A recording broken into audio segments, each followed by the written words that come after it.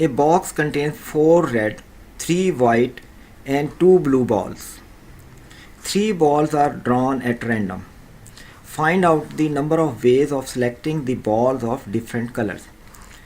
4 red हैं, 3 white हैं और 2 ब्लू बॉल्स हैं और इनको आपस में मिक्स कर दिया गया है और इसमें से रैंडमली 3 बॉल्स सेलेक्ट की जा रही हैं, यानी कि 3-3 के सेट बनाने हैं.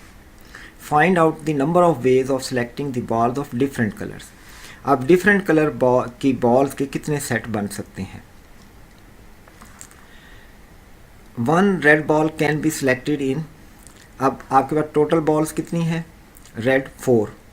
अगर हम रेड की तादाद को देखें कि अगर एक रेड नंबर 1 आता है, red number 2, red number 3, red number 4, तो इसके 4 पॉसिबल वेज हो सकते हैं. 4C1, क्योंकि एक को हम सेलेक्ट करते हैं, हम रेड की थी 4 बॉल्स, हमने इन्हीं का सेट बनाया कि अगर हम इनको रैंडमली चूज़ करते हैं तो कितनी वेज में ये सेलेक्ट हो सकती हैं, तो वो बनेगा 4C1.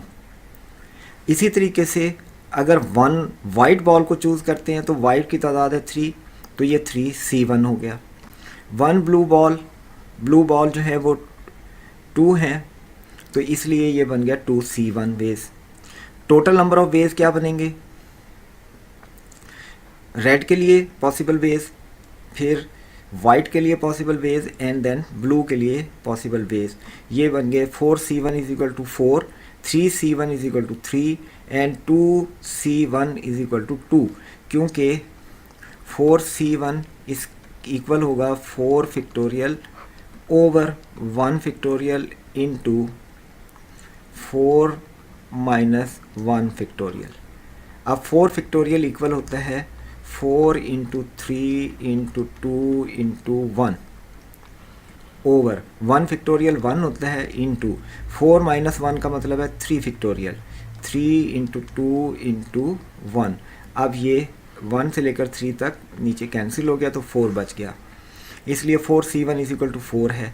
और 3C1 3 आएगा, 2C1 2 आएगा, तो इनको जब हम आपस में मल्टीप्लाई करते हैं तो टोटल वेज आ गए 24, जो कि ऑप्शन बी में दिया गया है.